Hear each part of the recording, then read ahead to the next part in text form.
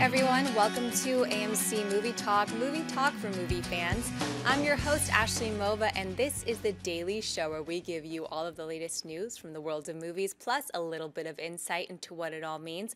Joining us as always is AMC Movie News Editor-in-Chief, John Campea. Greetings and salutations, everybody. Welcome to the best damn movie-related show on the internet, coming to you live from the Stream.tv studios here in Hollywood, California. We are so glad you decided to make us part of your day. Also here, one half of Schmoes Know, Christian Harloff.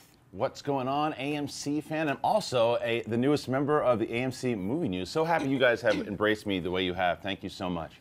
And hey, I want to let you guys know about something special that's going on. We just kind of signed this up last night. But as you know, there's a new horror film coming out from Lionsgate called The Quiet Ones, starring Sam Claflin from Hunger Games and Snow White and the Huntsman, Jared Harris from Sherlock Holmes, A Game of Shadows. He's also in Mad Men, and of course, a lot of us know him from Fringe, Olivia Cooke from Bates Motel. Anyway, on Monday night, this coming Monday, at 6 p.m. Pacific Standard Time, we are going to have these guys here in studio with us to do a live Q&A about their new film, The Quiet Ones, which of course opens next week in AMC theaters everywhere. So once again, that's 6 p.m. Pacific Standard Time on Monday. We hope you guys tune in and join us for that.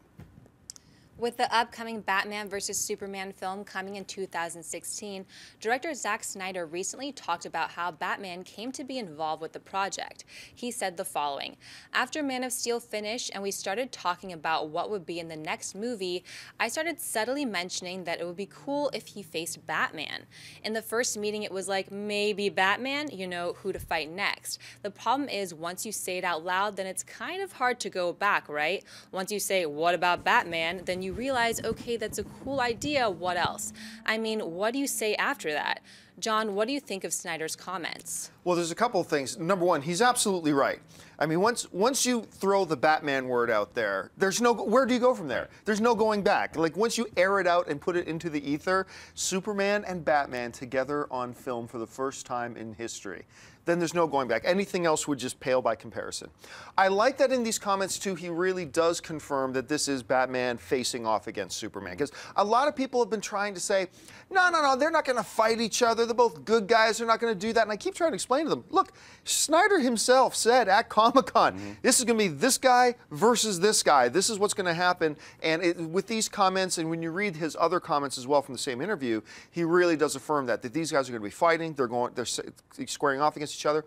Another neat thing he said in his comments that aren't in our quote that we put up there was he started talking about how the costumes are done. He loves seeing them, and he was asked, you know, when are the fans going to get to see the new Batman costume, the new take on the Superman costume, the Wonder Woman outfit? And he said something pretty interesting. It was basically, and I'm paraphrasing, but it was something along the lines of, that's not his call to make. He says, you know, he says, right now, I'm in my office looking at these things, and they're awesome to see the Batman and the Superman costume, live action, first time ever. It's amazing. I want to send it out to the internet right now. He goes, but I'm not allowed to do that. It's not my call. And I think a lot of people forget that when you have a monstrous property like this is going to be a crown jewel for Warner Brothers. Zack Snyder doesn't have as much power as you might think he does. You know, I try to tell some people, you know, Zack Snyder handpicked Gal Gadot. No, he didn't. that was of higher power people who know that they got a long-term plan. They want to use Wonder Woman for 8 different films. They're not going to solely put the casting decision on that in the guy who's directing this one.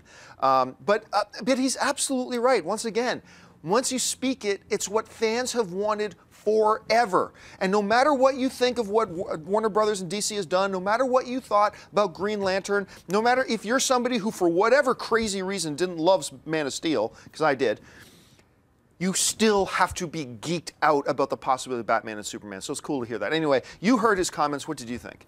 As far as everything you said in regards to be excited that it's Batman versus Superman, yeah, how do you not be excited that it's Batman versus Superman? But any other reason to kind of confirm that, yeah, it's going to be Batman versus Superman is the way they announced it at Comic-Con by quoting. Oh, yeah. It was the Batman quote as far as, like, Bruce, remember the first guy, the only guy that beat, excuse me, Clark, the only guy that beat you? Yeah. Me. I want you to remember my hand at your throat. Right. I mean, ugh. What scares me about these comments is, again, and I know that we hear it all the time, it's what Marvel does right and what DC does wrong is, They're in the meeting after Man of Steel, and they're going, how about Batman? They should have a clear-cut vision of where they are going. Not, hey, maybe you should fight Darth Vader next. It's like, no, know where it is going.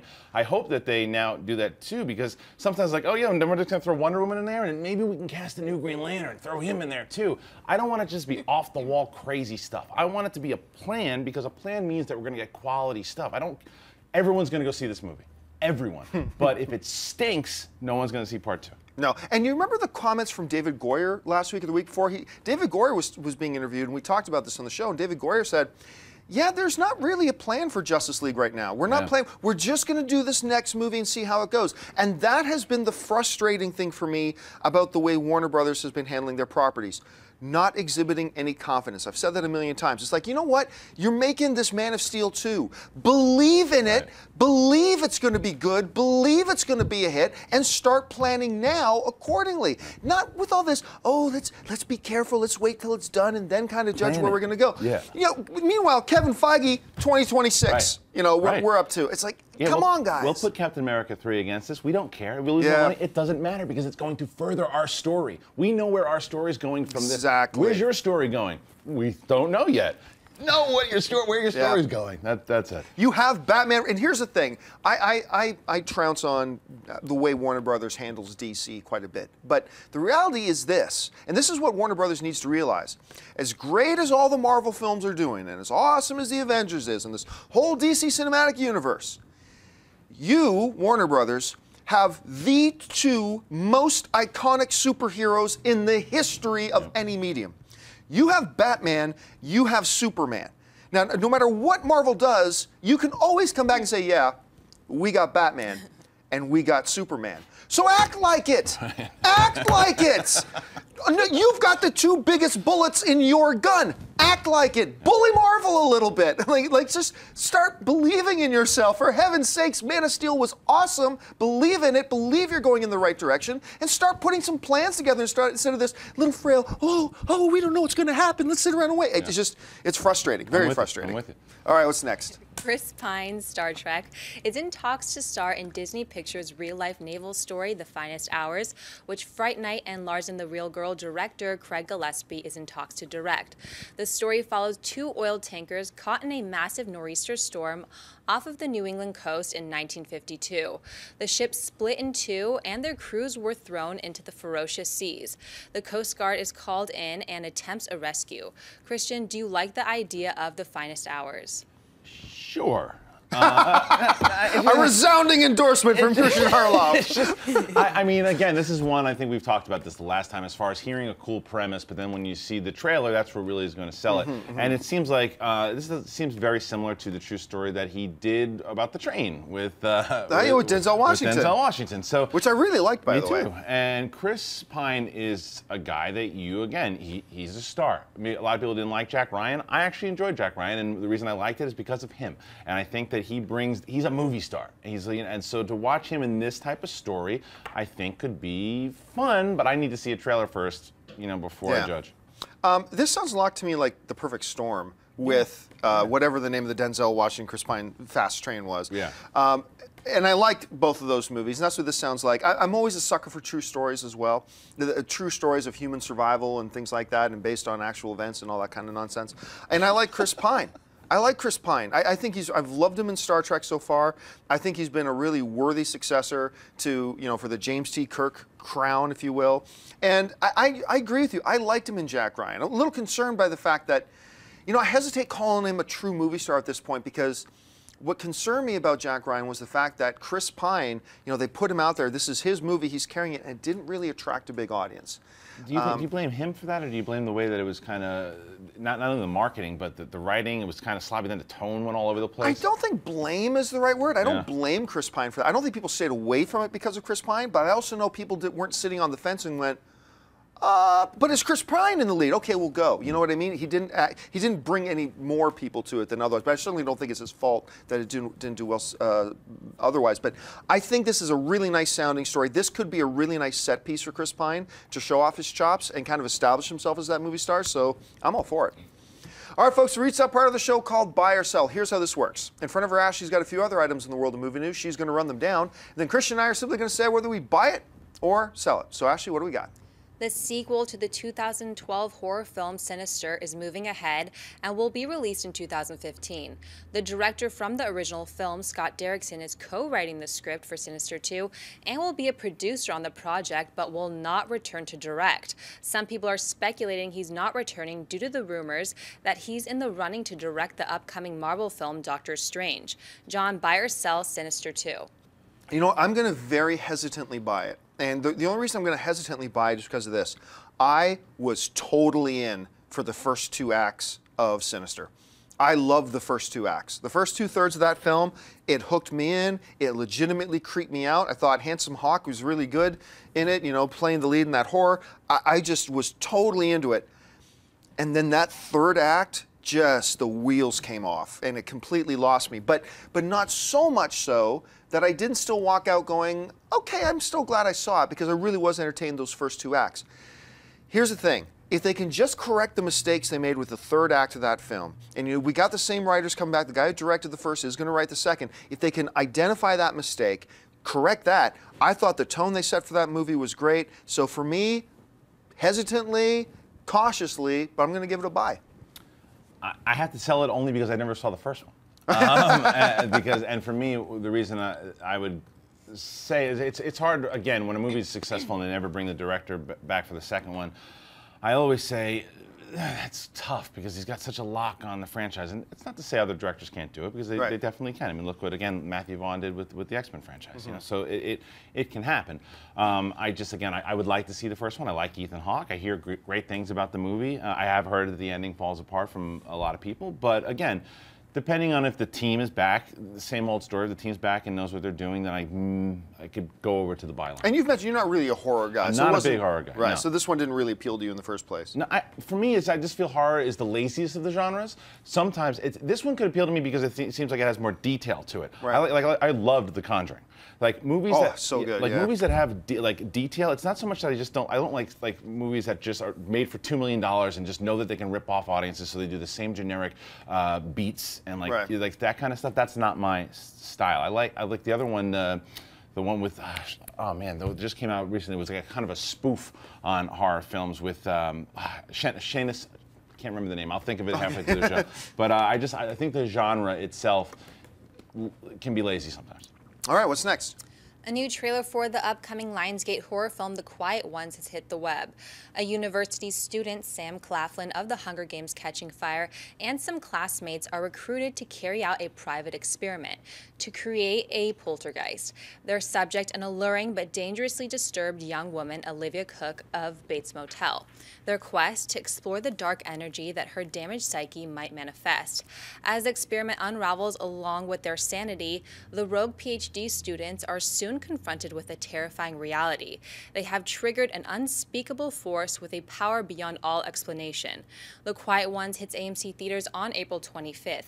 Christian, buy or sell this trailer for The Quiet Ones? I will buy this trailer because this is an example of what I was talking about. And the movie was Who's Next, by the way. But I will buy this because of the cast. When they put together a very capable cast, and I would say this even if they weren't coming in on Monday, like the fact that you have Sam Claflin, who's the up-and-comer, Moriarty himself. You know, you have people who are actually going to give you their all to sell this, what looks to be a very creepy movie. And if you are a thriller horror fan, I think this could be a movie that satisfies people. Right, and you know, I'm gonna, surprise, I'm gonna buy it. I just announced that these guys are coming in, so of course I'm going to buy it. But I mean, so take what I say with a grain of salt. But I have been talking about this movie for weeks. I'm actually looking forward to this. You're right. It's got a really nice creepy tone to it. I like the fact that the trailer itself really introduces you to the premise of the film without giving you too many details of the film. A lot of films with their trailers, especially horror films actually, just abandon giving you anything. They think it's either give people too much or give people nothing. And I keep saying, no, in trailers you can have a nice balance. Give us a sense of what the film is about, what direction the film's going, and then don't give us too many details. And I felt that's what this trailer did, and I loved Jared Harris. I mean, he did, even though I didn't like the second Sherlock Holmes as much as I liked the first one, I thought his Moriarty was great. Oh, definitely, absolutely. I loved him as Moriarty, so I'm really looking forward to seeing him in this. All right, what's next? The first official trailer for the upcoming Clint Eastwood-directed Jersey Boys has hit the web. The film serves as a biopic of Frankie Valli, Bob Gaudio, Tommy DeVito, and Nick Mossy and their hit singing group, telling the meteoric tale of how a group of blue-collar boys from the wrong side of the tracks became one of the biggest American pop music sensations of all time. They wrote their own songs, invented their own sounds, and sold 175 million records worldwide, all before they were 30. Jersey Boys hits AMC theaters on June 20th. John, buy or sell the trailer for Jersey Boys? I gotta sell it, and I'll tell you what. If I didn't know, the only reason I paid attention through the whole trailer and watched it the whole way through is because of Clint Eastwood. If Clint Eastwood's doing it, then I'm going to give it the benefit of the doubt, and I'm going to see when it comes out in theaters, and I have an expectation that it's going to be quality. But just talking about the trailer itself did not do anything for me to catch my interest, to make me interested. It really did feel like an advertisement for a Vegas show. It really did. And maybe that's what it was going for, but as a movie fan, it didn't do much to catch me. The only reason I'm still intrigued is that name of Clint Eastwood. Oh, and by the way, the movie was You're Next, which I should have known right away because I moderated a panel with those guys at Comic-Con last year, so shame on me for not remembering that. Anyway. I'm going to buy it. I'm going to buy it. And it's funny that you say that about Clint Eastwood because up until about 3 days ago, I had no idea he was directing it. I just knew that it was based off a very popular play. Then I heard, hey, Clint Eastwood's directing it. It made me want to watch the trailer. Yeah. And when I did, and I don't know, maybe it's because I'm from the East Coast, it reminded me of like That Thing You Do meets Goodfellas. It was strange how but watching it, I haven't really loved Clint Eastwood's last. I didn't like J. Edgar at all. Yeah. But what I do like about what he does is he really, because he's an actor's director, he really can get performances out. And these guys who I don't really know, it looks like they're going to give quality performances. And I'd like to see the story of how Frankie Valli and the Four Seasons all went down. I'm actually really excited about it, to be honest with you. I think this trailer got me way more excited than I even cared about. This is one that I'm looking forward to now. Yeah, me too. All right, folks. Well, listen, it is that time of the show for Mailbag. Look, if you've got a question or a comment you'd like us to address on the show, you can email us anytime at amcmovietalk@gmail.com. Now, I'm going to let you know, too, that we do this show live. So if you're watching us live right now and you want to get a question, you can tweet to us at AMC Movie News, and we'll leave a couple of minutes at the end of the show for Ashley to pick out a few tweets from you guys. But for now, it's time for Mailbag. So, Ashley, what do we got? Tyler Kelson writes, hello AMC crew, I am hoping you can clarify why it is that movies don't really do credits at the beginning of a movie anymore. It seems like it was a mistake to put all the credits at the end because a lot of people leave during them. What do you guys think about this? Screw credits. Yeah. I mean, I'm a movie fan. I go to see a movie. I don't go to watch credits. I mean, it's cool that they got end credits scene. Don't get me wrong. I'm not devaluing the importance of credits, but I'm a paying moviegoer. You know, you and I, we're the general audience. We buy movie tickets to go see what we want to see, and we don't want to see credits. It's really cool when I'm sitting in a movie and a friend of mine is involved, and I get to stay and watch the credits and watch his or her name come up, and that's cool. That's great. But I go to see a movie. And when the movie starts, I want the movie to start. I don't want 3 minutes of opening scene credits. Not that there haven't been great, iconic opening credit scenes in movie history. There have. But all other things being equal, let's be honest. We don't want to see opening credits. We want to see the movie start. And then if we want to sit around and watch the credits, we can watch them at the end. Anyway, that's just me. What do you think? I'm pretty sure the best boy is not waiting for you to wait for his name at the end of the beginning of the credits. Again, if you're part of the crew, that the people that are going to wait to see your name are either family members, people involved, or when you're at the premiere. The average moviegoer is not waiting to see the credits, and the beginning of the credits, by the way. I love this graphic, by the way, that Ray put up. The beginning of the credits, by the way, they did it a lot in the old school movies and the Disney movies, and I watched a movie with my daughter recently, and it took forever to get to the opening thing. I'm like, come on, I can see all this at the end. We don't need it in the beginning. I don't think because you're going to either want to fast forward or you're going to go, let's get to it. Yeah, no, I agree. All right, what's next? Zachary Wolf writes, love the show. Obviously, a 22 Jump Street is probably going to be the #1 comedy of the summer, but what do you think could be this year's We're the Millers? Do you think Tammy or Sex Tape could surprise? Maybe something else. There's a couple of really good, I'm not going to say they're good comedies. I'm going to say comedies that look really good to me that are coming out. 22 Jump Street, obviously, my prediction, and this changes after we see the movies, my prediction is going to be the biggest and best comedy of the year. But I'm going to tell you what, Neighbors is really funny. You're going to go see Neighbors on Monday. I see it on Monday. You see it on Monday. Yeah. I saw it in Vegas. So I'm not going to go too much into it, but you're going to want to see Neighbors. I'm telling you, that last trailer for Sex Tape sold me. I had been very hesitant about that movie. I didn't like the images I've been seeing. I didn't like the sound of it, whatever. And then I saw that Red Band trailer. And I'm like, I'm in. Yeah. I totally bought into it at that point. Another one is obviously going to be Dumb and Dumber 2 that comes close to the end of the year. That's one that could go either way. Right. That could be like an all-time classic, or it could be just a horrible, terrible mess. We'll see how that goes. But the comedy I am honestly probably most looking forward to this year is The Interview. And The Interview is with James Franco and Seth Rogen, where James Franco plays a journalist, and I believe Seth Rogen is his cameraman, and they get invited to go to North Korea to interview Kim Jong-un.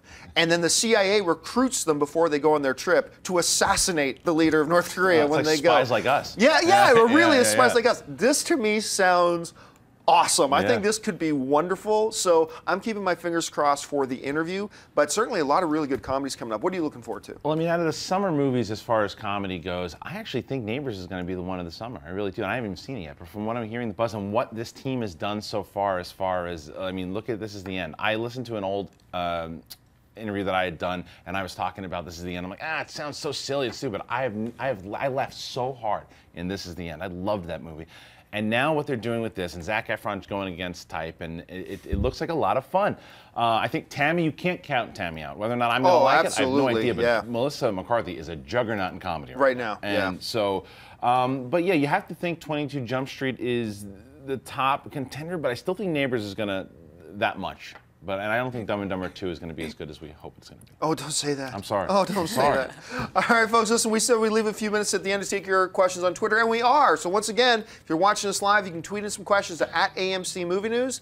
Ashley's been monitoring it, and Ashley's the one picking out the questions. So, Ashley, what do we got? Chris D writes, what are your thoughts on casting unknowns for big movies? Oh, I love it. I love it when it's right, when it's a good fit, when there's a talent. You know, talent, a lot of times, people hear me complain about certain people getting a role and whatever, and people say, oh, you're just saying that because they're unknown. No, there are lots of unknowns out there that have huge talent. I always go back to this, like a guy like Chris Hemsworth, right? Mm-hmm. People say, well, John, I mean, give Gal Gadot a chance. Nobody knew who Chris Hemsworth was. It's not an issue about whether or not people knew who they were. Casting agencies in Hollywood have known who Chris Hemsworth was for a long time. They were looking for a long time for the right vehicle for a dude like that. Trust me, they've been targeting him. A guy like Superman. Brandon Routh? No. The other one. Henry Cavill. Yeah, Henry Cavill. Yeah. Henry Cavill is a guy they've been looking at to give big major lead roles. He was almost the new James Bond. He was almost Superman back in Superman Returns. He was almost this, he was almost that. I mean, he's been identified for his talent for a very long time. Known, unknown is not the issue. The issue is talent. So just because you got an unknown does not mean they cannot be ridiculously and stupidly talented. So I love it when we get to see big unknown. No, don't get me wrong. I understand why big marquee titles, whatever, that a studio feels safer going with, hopefully a really good talent who's also a recognizable name. I get that, and I don't fault them for that. Totally understand. As long as it's talent, I don't care if it's a big star or somebody we've never heard of. I like sprinkles, meaning that you put an unknown in there, but you have some really known talent around him sometimes too. Like again, we want to talk about all the rumors in Star Wars that are going around. There's a rumor that Gary Oldman's supposed to be in the movie. That'd be great. And then a bunch of unknowns in the main role too that get to prove themselves, and that's how we're now going to recognize them as that character. I'm all for that, because sometimes I think if you cast someone too big, you can't look at them as the character. So I think casting an unknown in the right spot, as you mentioned before, is absolutely sometimes crucial to do. But sometimes you can misfire too. Going to Attack of the Clones. You want to Hayden Christensen, didn't work. Yeah. Again, I do like the unknown. I think that again, depending on the situation, it can really work for the best. Agreed. All right, what's next? Nice Guy writes, hello guys, speaking of movie sequels yesterday, what movie would you like to see get a sequel that never did? I have two that I always go back to. One most of you have never heard of. It's called Megaforce. And it's kind of like a poor man's G.I. Joe. So go back. I don't even think you can find it on DVD. But if you search Megaforce, you'll see the ridiculous looking pictures. For some reason, to me, it's just delicious. The other one that I still to this day cross my fingers and hold out hope for is Mystery Men. I loved the original Mystery Men. I mean, Hank Azaria, I mean, with the Blue Raja, the Shoveler, Mr. Furious. These characters were so great. The movie was so funny. I've always wanted to see another one. I cannot imagine why they haven't done another one. So those are the two for me. One that I'm hesitant about because I love the first one so much and don't want it to be touched, but curious where they can go with the story is Inception. There's part of me that says no, it's good. Let's leave it alone. But then it's like, what happened to Cobb? What's going to go on next? And as far as comedy goes, I think Old School could be fun. Like, what are those guys doing now? Oh my God, right? I've never even thought about that. That's a really old school. Yeah, old school. Like, what are they doing now? And then they've been talking about it. Goonies too. Yeah. But if they do it, like when I had watched you talk about it, and I agree with you that I'd rather see what these guys are doing now. Those are the characters we fell in love with. Yeah, not what their kids are doing. No, that's just the easy thing to do. Let's go with the characters. All right, let's take 3 more. Okay, Lars Christensen writes, are there any actors that has the potential to reach Pacino, De Niro class? If so, who? Oh, I mean, there's a lot of them right now. I talked about a couple of them the other day, actually. I mean, Daniel Day-Lewis, I mean, already is... I'll say this: Daniel Day-Lewis is better than De Niro and Pacino have ever been. I think I think Daniel Day-Lewis is in the conversation of the greatest of all time. I think there's a conversation to have there about the greatest of all time. I think when you look at young guys, I think Daniel Craig is actually really quite good. I think if he starts getting into more films outside of Bond and starts showing off his stuff, I loved him in Girl with the Dragon Tattoo. I think that showed a different angle, but he has a lot further to go. Don't get me wrong, I'm not saying he's at De Niro Pacino level now. He's nowhere near it now, but I see a lot in him that I think if he keeps going and keeps going, I believe he can get there. Some other guys that come to mind, I mean, I love Chiwetel Ejiofor. I've been on his bandwagon for about 5 years. I think he's magnificent. We talked a little bit the other day about Andrew Garfield. I believe give Andrew Garfield 20 more years. Give him 20 more years. I think he's going to have a collection of Oscars on his mantle. I think he's going to be really good. So, yeah, there's a lot of really good talent out there right now. See, I loved Pacino in his early days for sure, and he's one of my heroes. But he still does the same thing now. De Niro, what he does, De Niro still had that thing where he was a chameleon, like you said, with Daniel Day-Lewis. That to me is the caliber we're talking about here, and I think that the example of Daniel Day-Lewis is the best because of what he's able to do. He was Lincoln. Yeah. He was Wild Bill. He was these people. Someone who I think is going to get there is Tom Hardy. Tom Hardy transforms himself like this. That guy, he's going to play Elton John, and I believe he can do it. He can play a tough gangster. He was he was so great in Warrior. He didn't say anything in that movie, but he entered the ring like he was Mike Tyson, and you believed it. And there's just something about him. He's that special kind of actor that when you saw De Niro back in the 70s and 80s, you went, "What's he doing next? Oh, he's Raging Bull. He's this. He's Cape Fear." And so I think Tom Hardy is that guy. I think the Elton John biopic, I think that is going to say a lot about where we're going. Because if he can nail that, there's no limit. There's no limit. And then he's Mad Max. Yeah, and then he's Mad Max after that. Yeah. Elton John is Mad Max. All right, 2 more. Beto Diaz writes, hey guys, what is your favorite comedic and sad scene from Forrest Gump? Oh man, favorite comedic scene. I just anytime you see the first time he just starts running, it's like when he's running through the field, the football field, and you see that dart of this guy go by, and you're like, that scene to me, I always remember it because these guys are just watching this dart, and then he's so dopey, but everything kind of happened for him, and you're rooting for him. As far as sad, I mean, Jenny dying, man. His whole life and everything that happened. The girl really messed him up. I have an unfair bias against Forrest Gump. What's the bias? I really, because it is a great movie. It is a wonderful movie, but I'm always got and it's totally not its fault, and it's unfair that I feel this way, but I always have a mad on against it. Because it won Best Picture in the year when one of the greatest films in the history of film ever made was out that same year, which is Shawshank Redemption, which now when you look on any top 10 list anywhere, you don't see Forrest Gump in people's top 10 list. You see Shawshank Redemption in top 10 all-time lists. Because no one saw Shawshank when it was in the theater. Yeah, but the Oscars give out awards to lots of movies that nobody sees. You'd be surprised a lot of the times, depending on the box office, even the limited theaters, they take that into consideration, which you'd be surprised to know that. But again, I remember I saw Shawshank in a dollar theater when I was 12 or something, and I remember seeing that movie going, this is something. But I remember who on earth won Best Picture the other year, the black and white silent film. The Artist. The Artist. Yeah. Who saw The Artist? Nobody saw The Artist. Right, that's true. I mean, it was just, so it's totally unfair, but I cannot answer the question because I have a completely unfair bias against Forrest Gump. All right, last question. Ann Curtis writes, is there any film that you guys are worried about that's coming out this year? Mine's Spider-Man 2. Oh, I have no worries about Spider-Man 2. I'm a little bit worried about Godzilla because its potential is so great. And we've seen Godzilla messed up before. So I have a little bit of fear in that. So I'm really hoping that it blows us away the way we're hoping it blows us away. I can't really think of anything else off the top of my head that I'm worried about. Days of Future Past, look, the trailers have been stupid good, but, you know, it's still Fox with X-Men. While they created a couple of magnificent X-Men films, they've had a couple of flops at the same time. So I'm a little bit worried about that, too. So those are the two for me. It's funny, because when I hear you talk about both Godzilla and X-Men, I think if you're going to see like a comedian that you know is really funny, you're just nervous for him because he's your friend. Yeah. That's a great example. But for me, I'm going to go with A Million Ways to Die in the West, because the thing that scared. Look, I loved Ted. I loved it. I thought it was really, really funny and a nice surprise when it came out.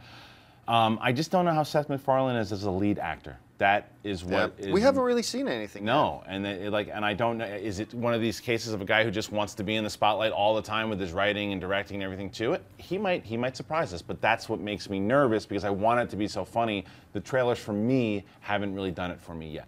Right. All right, folks. Well, that'll do it for us today. Thank you so much for joining us. Don't forget, lots of great movies playing in AMC theaters everywhere right now. Head on over to www.amctheaters.com for your theater, showtime, and movie ticket information. If you want an audio-only version of this episode, look in the description of this video and you'll find links to our iTunes and our Stitcher Radio so you can listen to our audio-only podcast. And don't forget, if you haven't done so already, click on that subscribe button to become a subscriber to our AMC Movie News YouTube channel. First of all, I want to thank the guy sitting to my right, Mr. Christian Harloff. Christian, where can people find you online? Right here on YouTube. If you go to Schmoes Know on YouTube, subscribe there and let me know that you found me from AMC Movie Talk, and let's talk movies. And, of course, our lovely host today, Miss Ashley Mova. Ashley, where can people find you online? You guys can find me on Twitter at Ashley Mova. Happy Friday, guys. Happy Friday indeed. And you can find me on the various social media networks just at John Campia. So once again, don't forget, guys, join us on Monday where the cast of The Quiet Ones will be in here in studio with us. I think it's going to be a lot of fun. So until next time, my name's John Campia for AMC Movie News. And until then, bye-bye.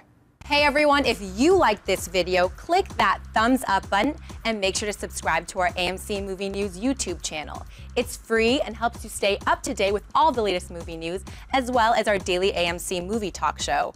Also, make sure that you follow us on Facebook and Twitter to stay up to date with all of our special promotions, contests, and prize giveaways.